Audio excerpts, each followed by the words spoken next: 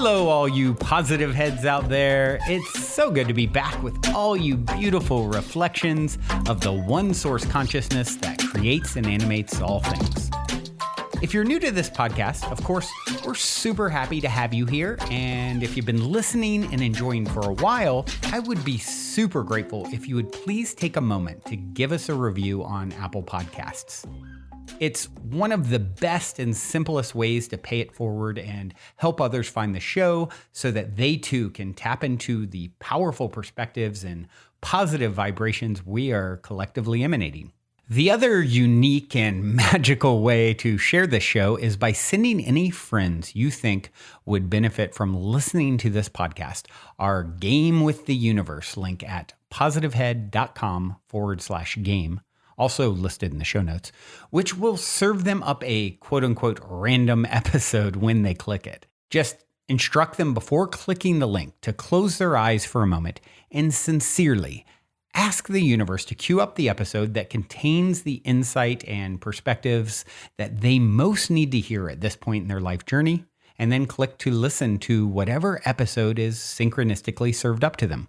I have heard time and time again from people about the incredible results they received playing the game. So just tell your friends magical results are guaranteed or their karma back.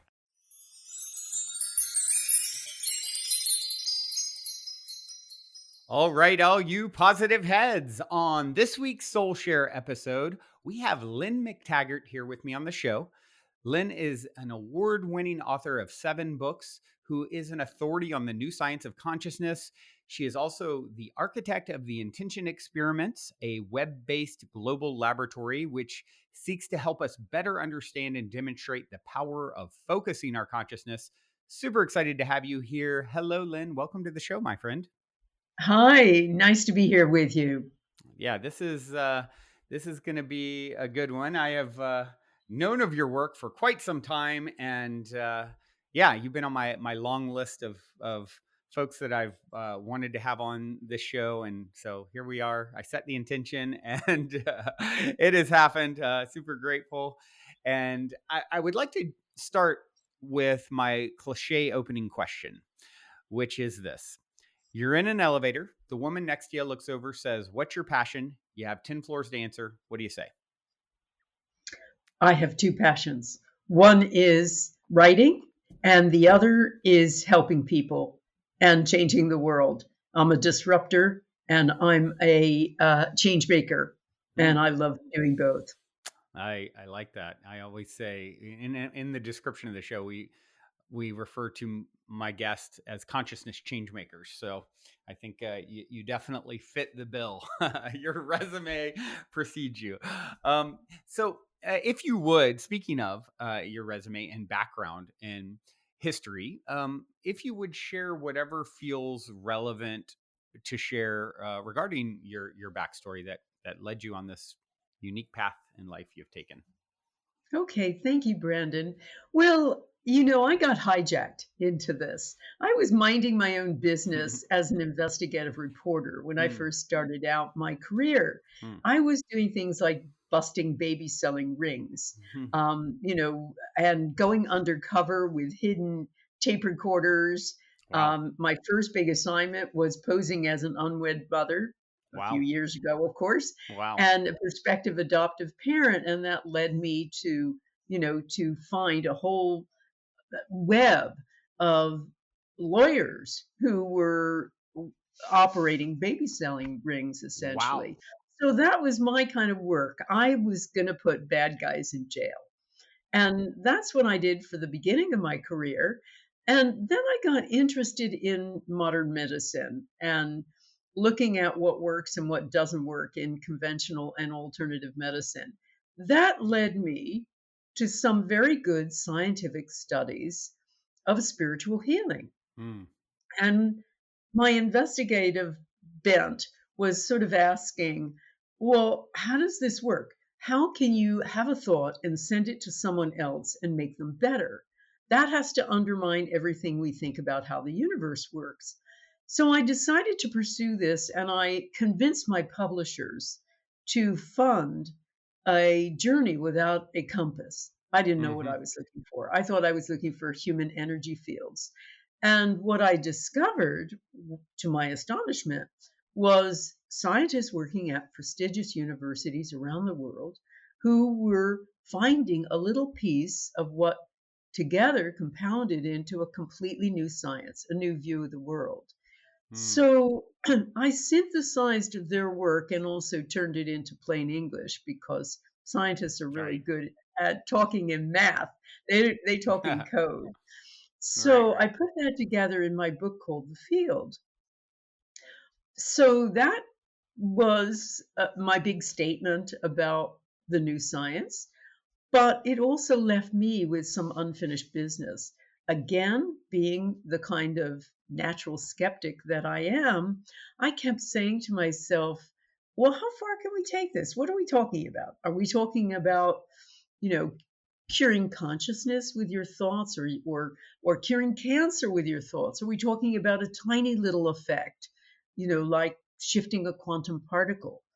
And also I was interested in what happens if lots of people are thinking the same thought at the same time? Because I'd seen a lot of evidence from these scientists that thoughts are things, and not only things, but things that affect other things. So that's what I wanted Right. to do, is test this. And I thought to myself, well, I got a lot of readers now because the book by then, The Field, was in about 30 languages. And I also thought, well, I know all of these scientists working in consciousness research. What if I put them together? I'd have the biggest global Mm. laboratory in the world. So that's when I started in 2007, a thing called the intention experiment. And the idea was every so often, one of these scientists would set up some sort of very well controlled experiment.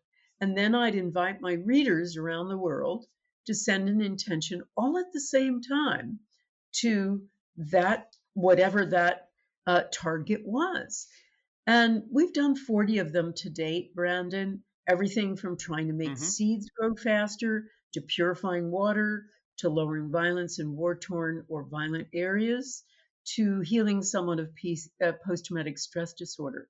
Of those 40, 36 have shown measurable, positive, mostly significant effects. I've worked with Wow. scientists from places like Princeton, University of Arizona, University of California, Penn State, Freiburg University in Germany, and much more. And every single time, whatever it was, sent intention, with four exceptions, has had a measurable positive effect. Wow. Wow. So that's the short answer of how I got into it. But the other part of it was, the astonishing part of it was when I scaled the whole thing down. Because I suppose it's astonishing enough we were affecting these big targets. Yeah. Violence went down 43% in St. Louis, Missouri, in just the neighborhood we focused on, Wow. and not the surrounding neighborhoods. And St. Louis, Missouri is officially the most violent place in America. Oh, And wow. so we had amazing results like that. But that's not the best part of the story. The best part of the story is when I tried to scale it all down to small groups. I Hmm. wanted to try to do something like what we were achieving with the intention experiments in a workshop. Hmm. But I didn't know what to do about this. So I'm kicking this around with my husband one night, and I say, I don't know, maybe I'll put people in groups of 8 or so and have them send intention to a member of the group with a health challenge. Hmm. And I thought, oh, well, that'll be, like a feel good effect. And my husband, who's a great headline writer, also a journalist, looked at me and said, I love it, the power of 8. And that's how Mm. it started, literally by accident. It was a workshop in 2008 in Chicago. I had people in the audience. I put them in groups of 8 or so, had them send intention to someone in the group with a health challenge. Thought it was going to be a bit like getting a facial. Nice little Yeah. feel good effect. Hmm. It wasn't. Mm. The next day, when they came back, and I asked the people who were the targets, to just take the mic and talk about what happened to them, what they said was things like, I've suffered from depression for years and it's lifted today. Wow. Somebody else, I have terrible IBS and it's gone. Somebody else, I have bad arthritis, and I remember them limping badly when we started, and she walked in normally. Wow. And somebody else with cataracts who said she was 80% better. So I was pretty freaked out about this and thought it was a placebo effect. Yeah. I thought, no, this can't be it. This isn't the work I do. I bust baby selling rings. So we kept doing it.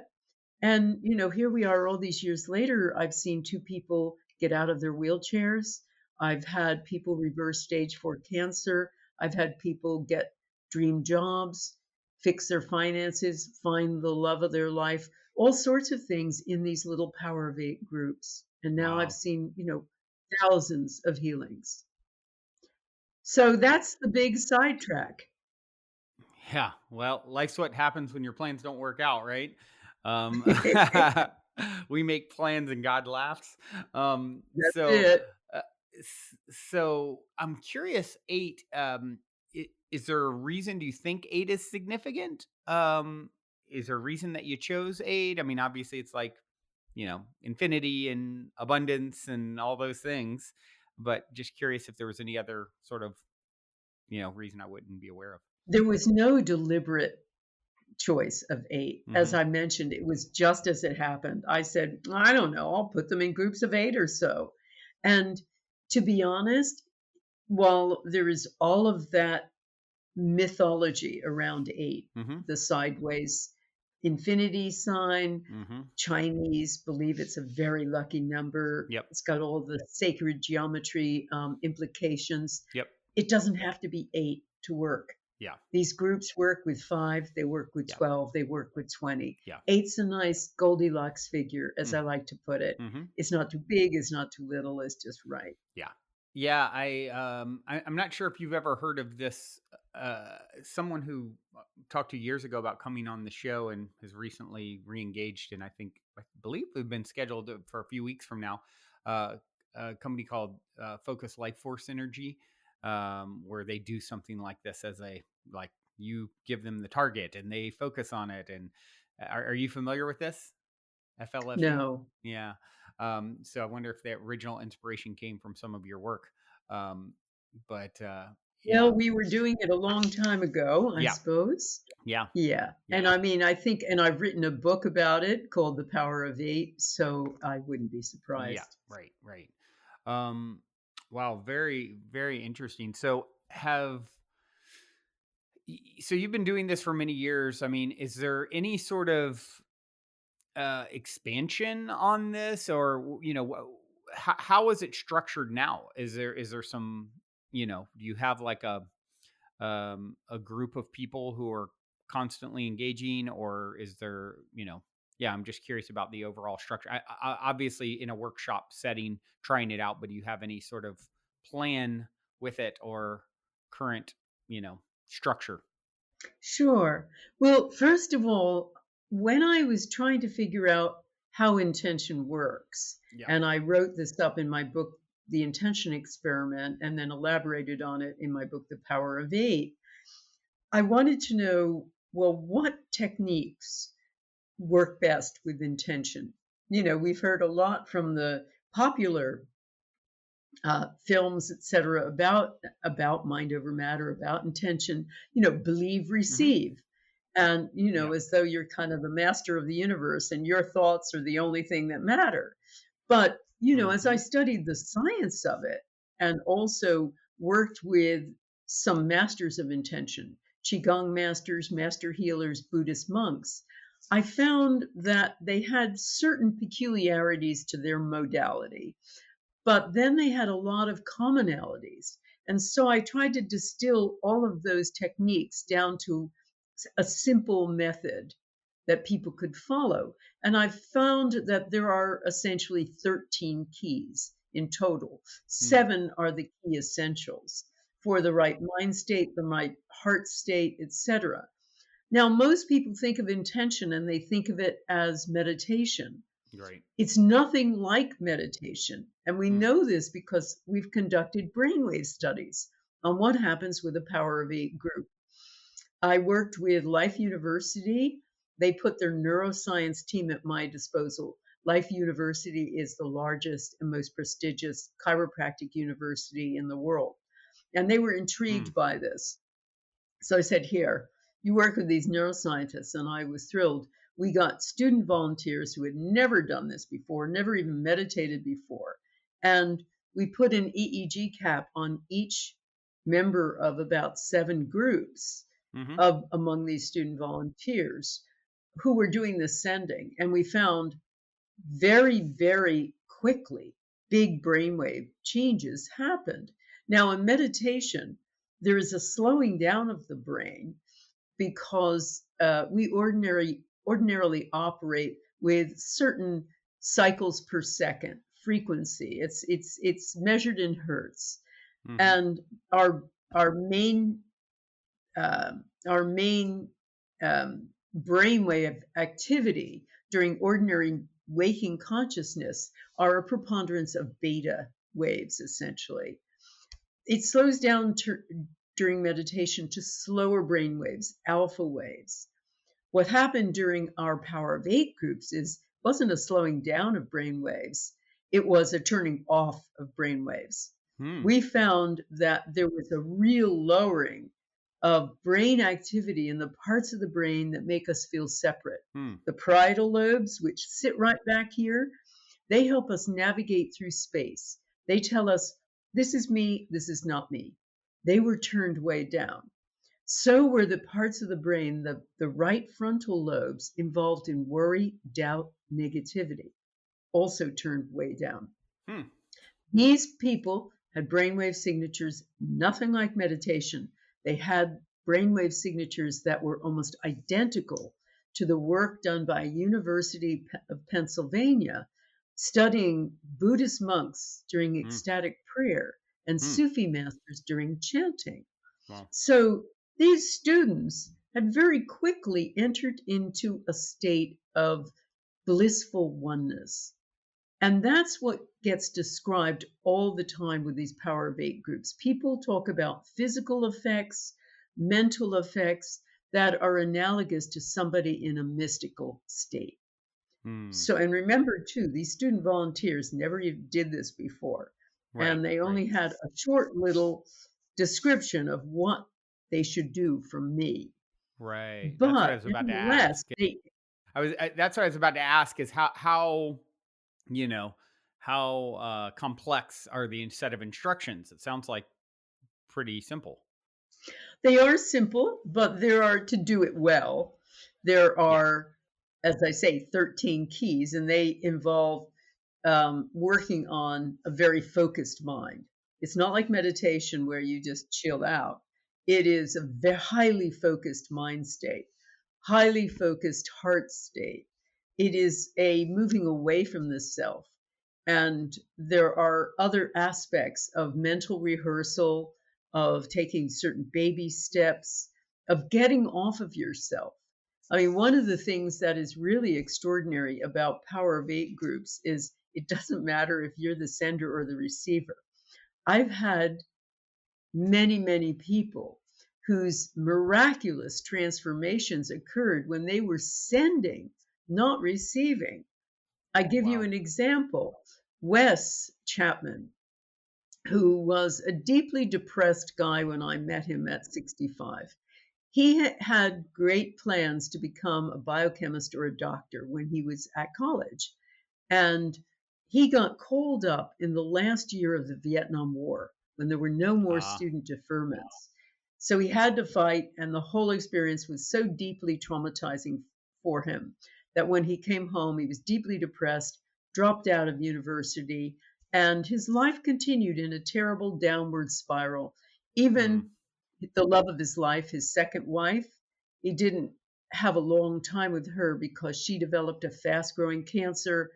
He ended up losing her, and he ended up losing his house in order to pay her extraordinary medical bills. So by the time I met him, he'd got to the point of feeling like, well, what's the use? Yeah. So he was depressed, and he was going to put himself forward to be the target for a Power of 8 group. But there was a woman in his group who was suffering from stage 4 cancer, and he thought she's more deserving. So he was Yeah. just a sender.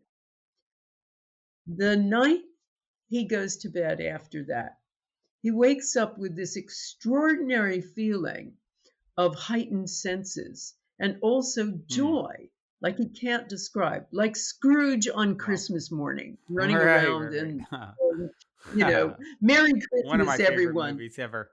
Yeah. I know, it's so brilliant. Then the next night, he has this dream. He calls it a vision, where he met his 19-year-old self on campus, Wow. and that in an area that, was a kind of really, really special place for him. And somehow the 19-year-old part of him communicated to him, "Don't worry, there's still time." Wow. And it completely transformed him. Wow. He ended up starting to do exercise and power walks. This is a guy who couldn't even get up in the morning. Wow. He ended up writing. He ended up taking courses. He ended up engaging with his church again. He was a completely different person. Wow. One Power of Eight session changed his life. And I've seen that repeatedly when people are stuck. Invariably, in my courses, I run courses and workshops and retreats as well. In my courses, and particularly, I put people in a thing called a master class where I Hmm. teach them what to do over 6 weeks and then put them into groups and work with them through an entire year.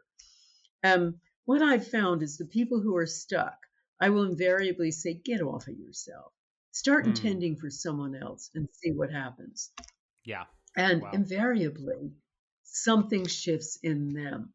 They Yeah. get, as Lisa did, she was stuck on a book she was trying to write. She does this for someone else who needed it more. And then, very next week, she goes into a shop. She gets talking with a woman. Lo and behold, it turns out she's a book coach. And she offers to coach Lisa through the whole process. Wow. Or Andy, who couldn't get a job no matter what she tried and was highly talented as a marketer and a coach, etc. I tell her, Andy, get off of yourself. She intends for a young boy who tried to commit suicide. Very next week, out of the blue, she gets a call offering her her Wow. dream job. So these are the sorts of things I see over and over and over again. The power of altruism isn't just a feel good thing Yeah. to do, it's a necessary thing to do for human experience. We need to give as much as, and we need to belong Yeah. as much as we need to breathe. It's such great evidence of, it's in giving that we receive. And, I talk about that all the time. One of my favorite memes I've ever seen is like, it's this short little video, and all these people are sitting around a big bowl of stew or soup, and they've got really long spoons, and they're trying to dip in and feed themselves, but the spoons are too long, and it's like they're struggling with this. Then one of them figures out, oh, if I hold it across to the person across from me, I can feed them, and if we feed each other, then this whole thing works. And I also think of, I originally remember hearing Wayne Dyer talk about this concept of, if I perform um, some act of kindness uh, on, right now with an audience, not only do all the feel good chemicals release in my brain, in the recipient's brain, but everyone who witnesses the act of kindness, right? So it changes everyone's brain chemistry who's involved in the process. So what I love about your research and the evidence that you have is it really shows, like, here is scientific evidence that it is in giving that we receive, and that I'm benefiting as I do so. And it's through this path, I believe, that we create more abundance and more health and more success and all the things that we're all seeking. Absolutely. We've all been brought up on this false idea that science shows that we need to be competitively individualistic.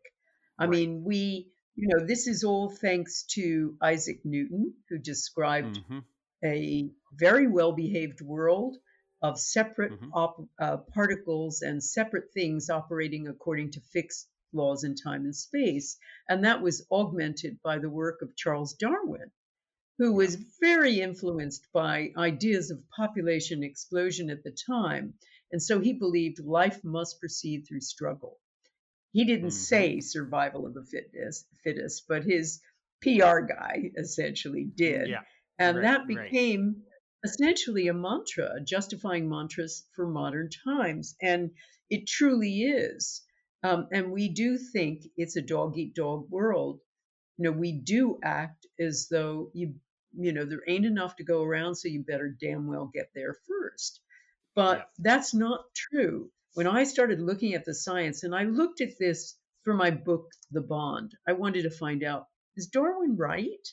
It didn't Mm. seem to me he was right. And I started just looking into the science, and I discovered it's just the opposite. We need to belong more than we need Mm. to eat. We need to give. And altruism, amazingly, is like a bulletproof vest. People who do Mm. things for other people, no matter how small, even if you just volunteer a bit, live longer, healthier, happier lives. Mm. Giving protects us from, and connecting like that protects us from everything from heart attacks and strokes to the common cold. Wow. So we need to, it's necessary for our biology. And moreover, as I say, when it's part of a little group, you do receive, you receive. And people, even when they don't get something for themselves, they're receiving as being part of this really connected little unit. Yeah. Yeah. I'm curious, my head always goes to these curiosities around, okay, if a group of 8 happens to come together and is sending and helping with the power of intention some other person, like, what is h- why that configuration of souls, right? Like, what's the history there? Is this a karmic thing that's transpiring? And it's just it's instantly what I think. It was like, oh, what's the history of these 9 individuals, and why now? I don't know if you've ever considered that concept, but it's just, I thought I'd share because it's something that, you know, the way my brain thinks, that's exactly what comes to mind as I think about it and consider it. Sure. Well, that's interesting. Why them? Yeah. Why does it work? Yeah. That's a great question, Brandon. Well, what I want to show is it doesn't have to be particular, 8 Right. particular. It can happen with any 8. Right. And I do that, as I say, with my various courses. With my master class, I put people into groups and they're there for a whole year together. And my message to them, because in the master class, I teach people how to use intention to get along with anybody, even people not like them, Yeah. even people who vote Republican if they're Democrats, or Right. Right. people Right. who are Democrats if they vote Republican. Right. People who disagree with everything they stand for, they can still use intention to get along deeply with them. Yeah. And so I throw people together randomly, Hmm. and usually through time zone, and that's it.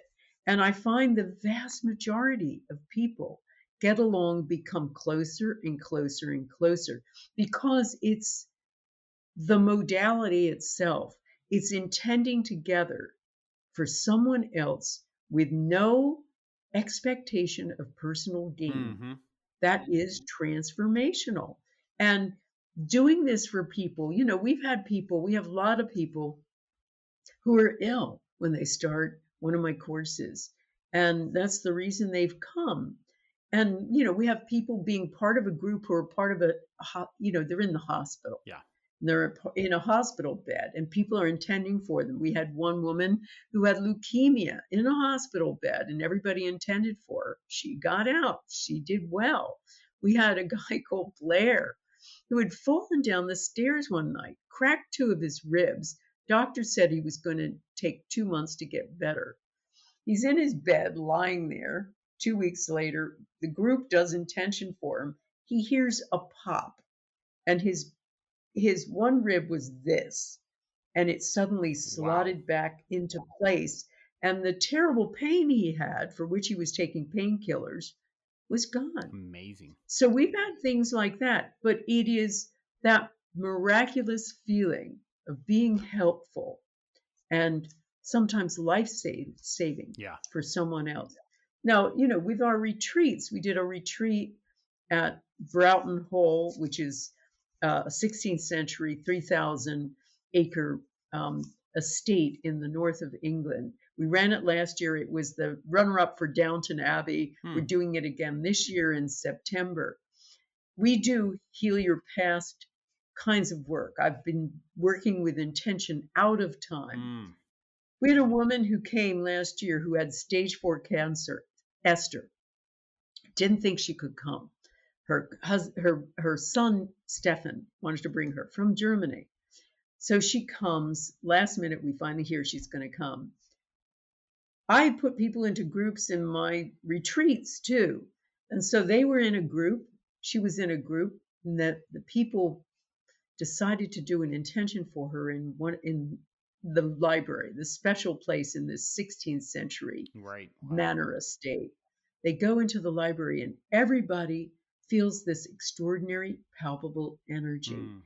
So transformational that it turns out, so this is about 10 months later, about 6 months after that, Esther was given the all clear.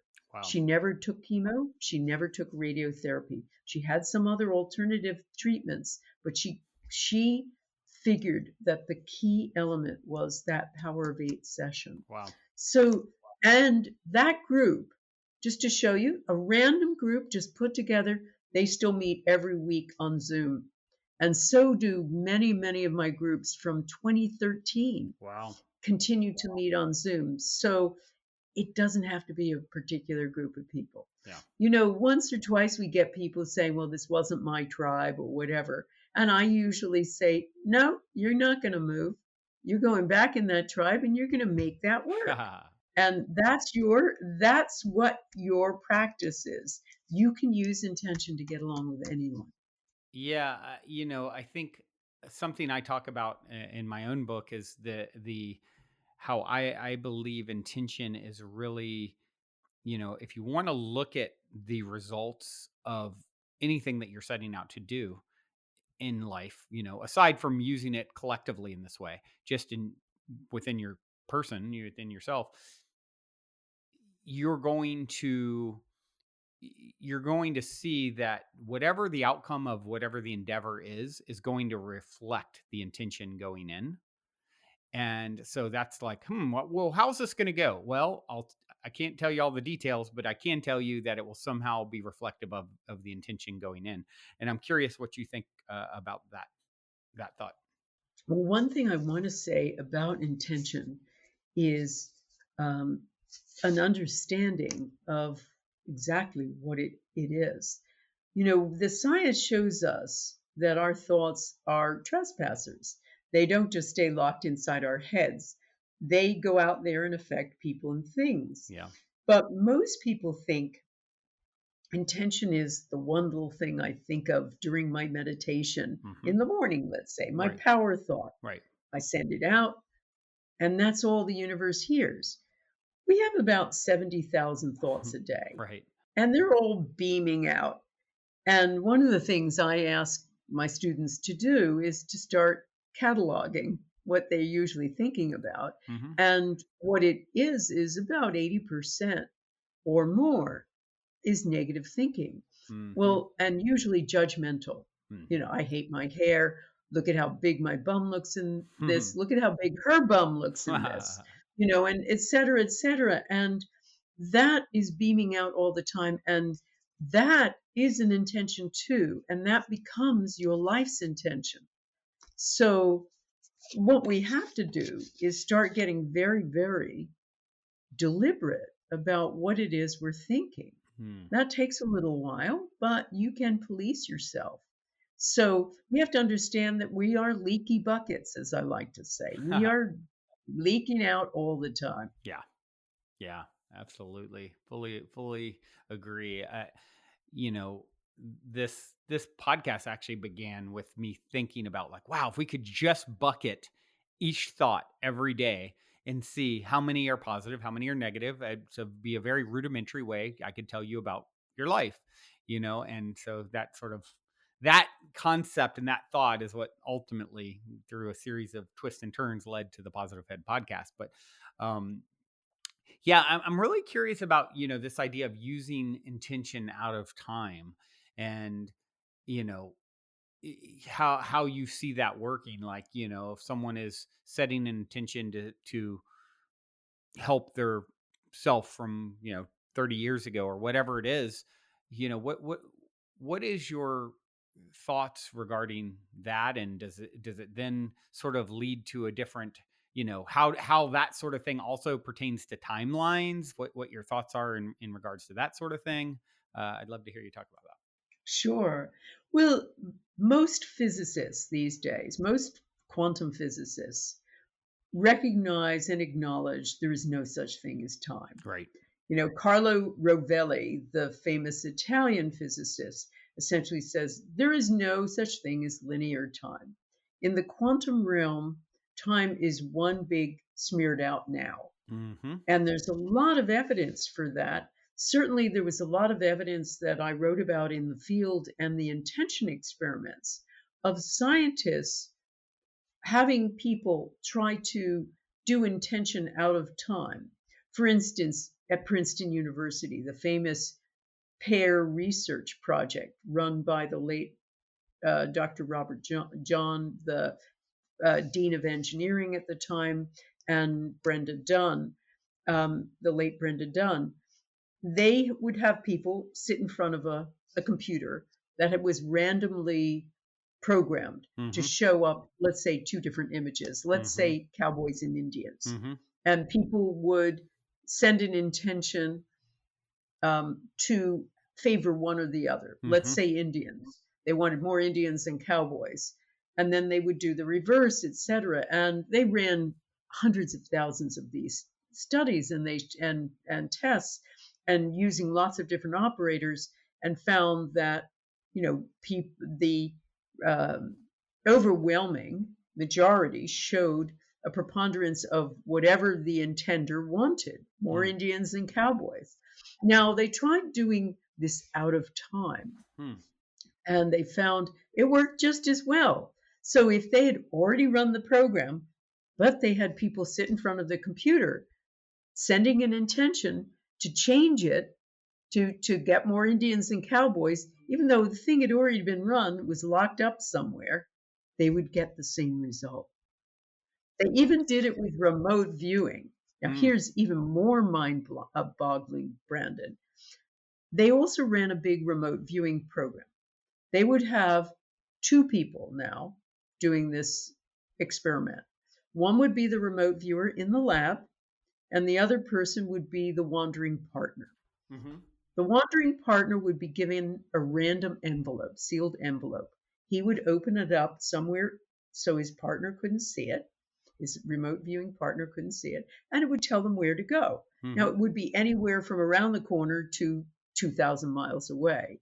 Yeah. And he would then go to the place, and once he was there, his remote viewing partner, who was sitting there in the laboratory back in Princeton, New Jersey, would have to draw and describe where his partner was. And they had extraordinary outcomes, positive outcomes of breathtaking accuracy. Yeah.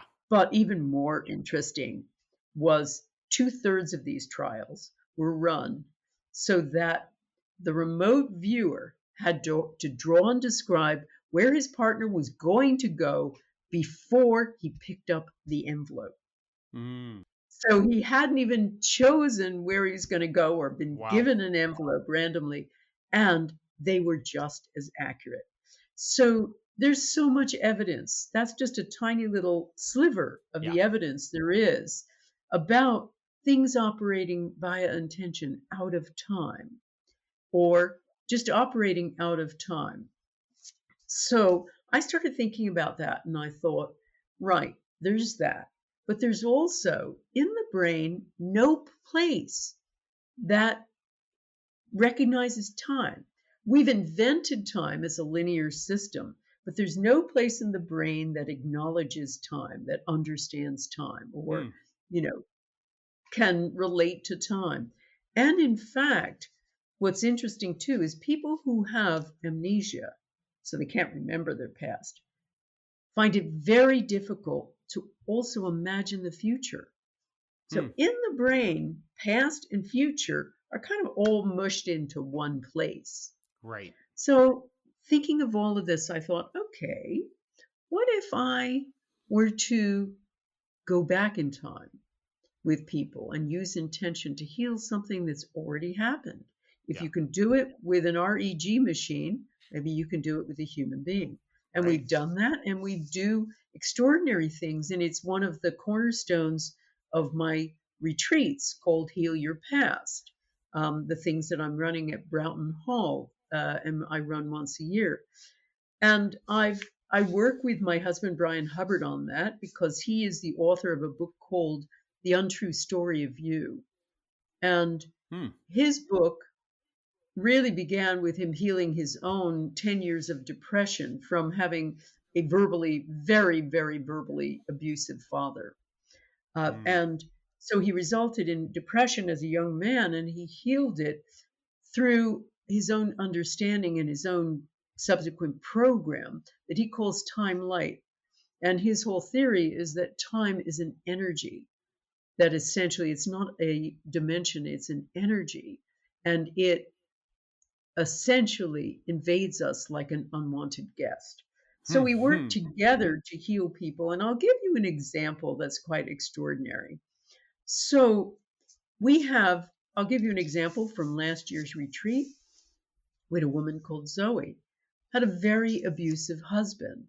He once dragged her down the stairs by her ankles.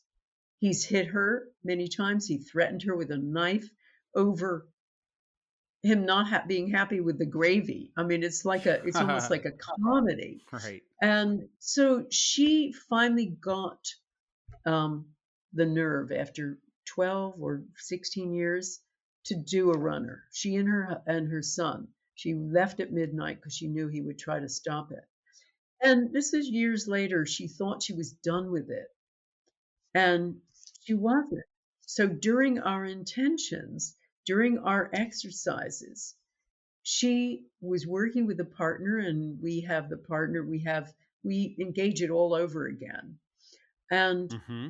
she suddenly had this light bulb moment of realizing, why didn't I leave earlier?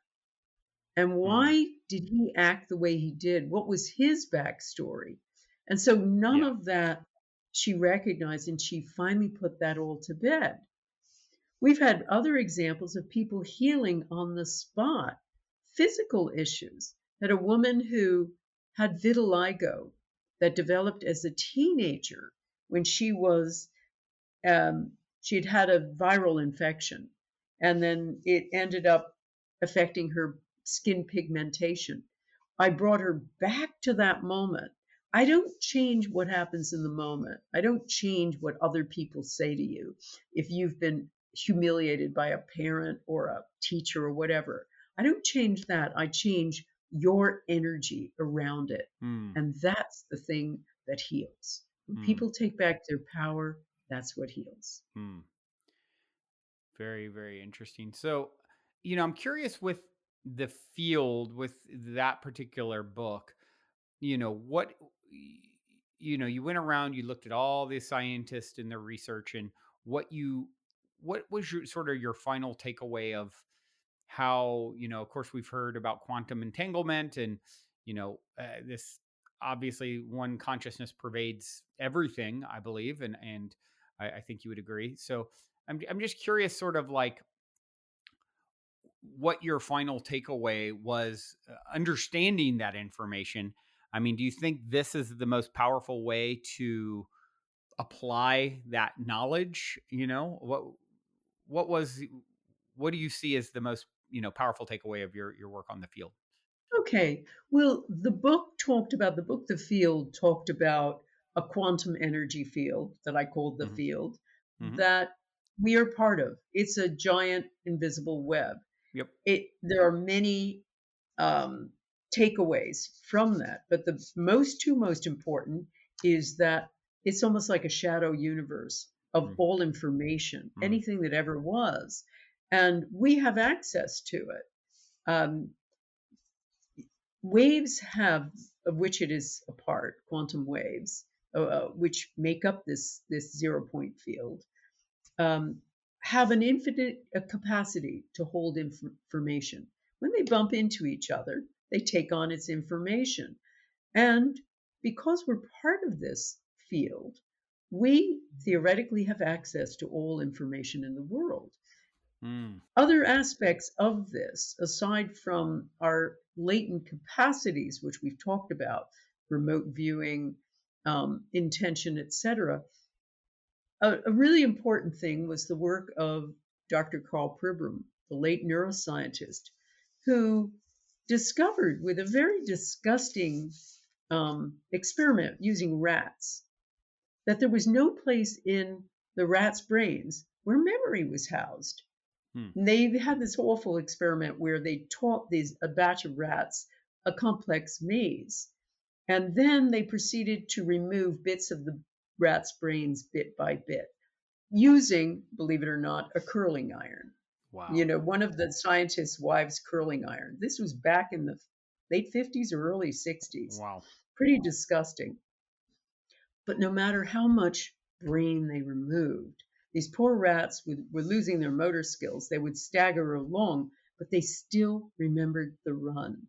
They still Wow. remembered the run. So Hmm. from there, Pribram did more work to demonstrate that consciousness lies outside the brain and that our higher cognitive functions, like memory and lots of other things, aren't housed inside our brains. They're somewhere out there in the field. Mm. And so that also is a big, big implication.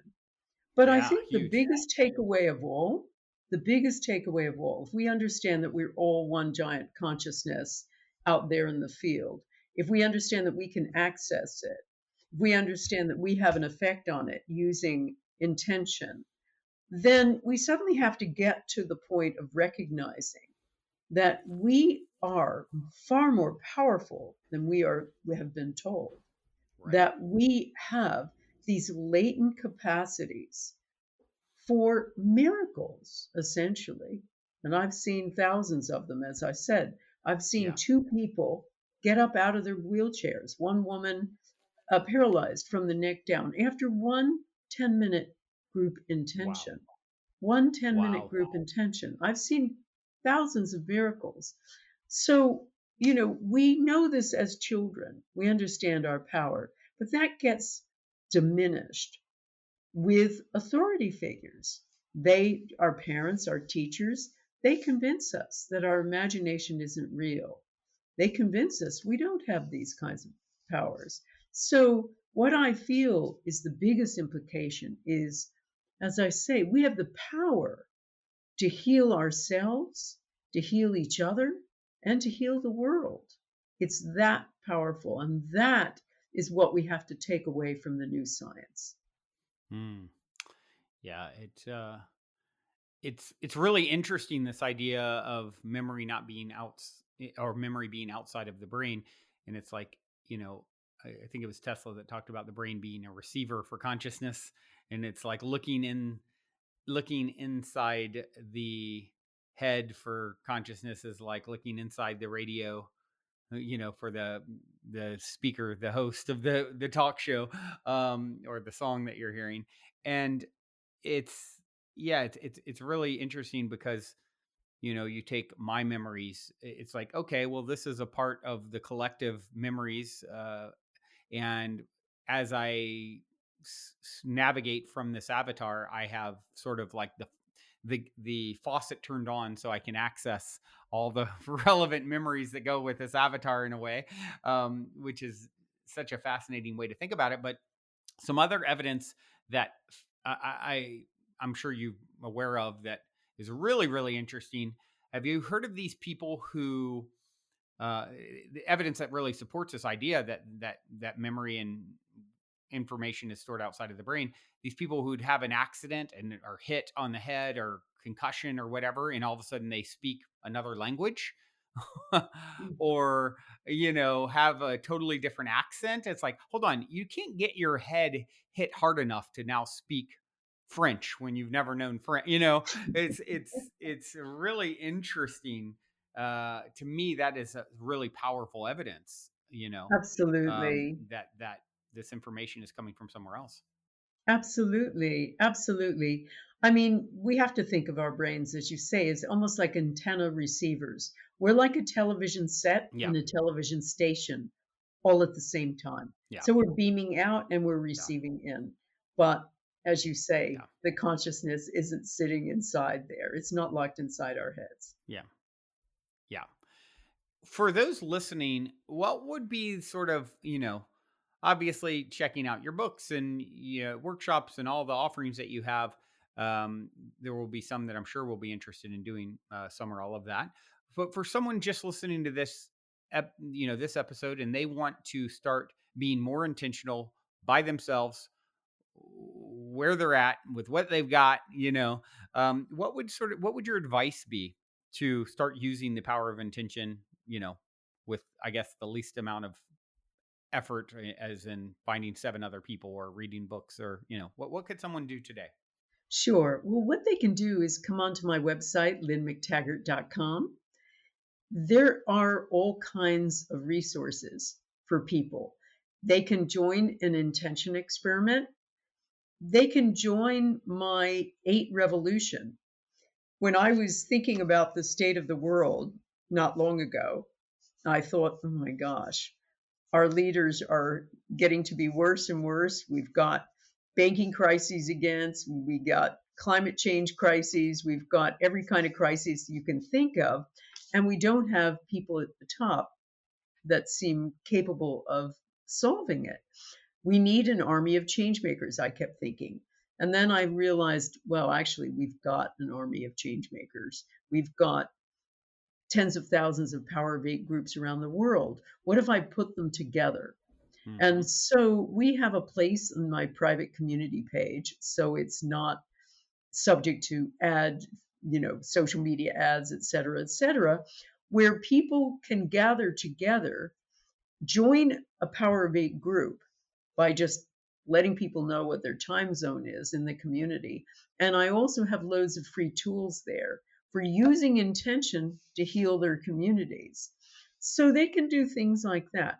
For people who want to study with me for the first time, we have smaller courses. I've got a new course coming up June 24th called Intention Essentials, which helps people with the 7 key essentials, using the right language, which is really important, using the right mind state, the right heart state, learning how to do mental rehearsal and the right visualization, things like that.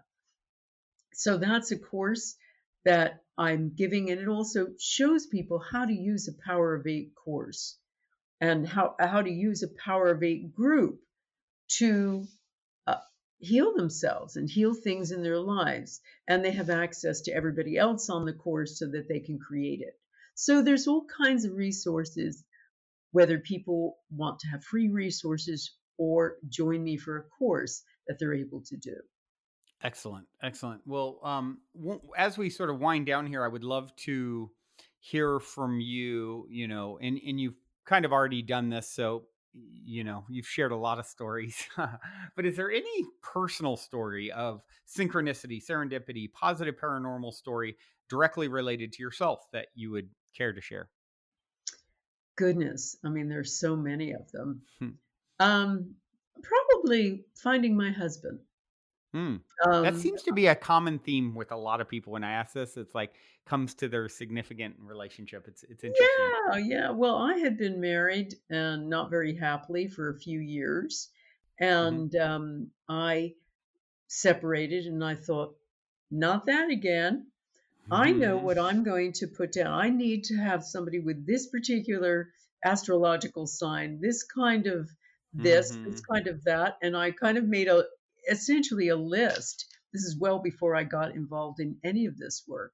And I Hmm. think it was like the next week or so, I meet Brian. Now, Brian, we've been together for, we've been married for 33 years. So um, I guess that was manifested. I don't know, but it was Set your pretty intention. extraordinary. Yeah. Wow.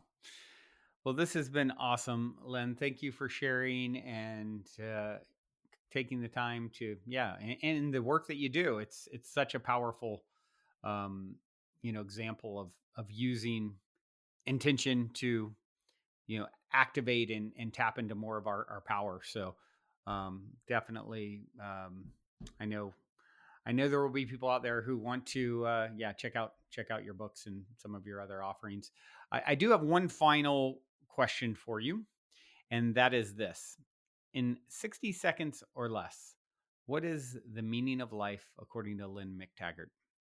The meaning of life, according to me, is all about community.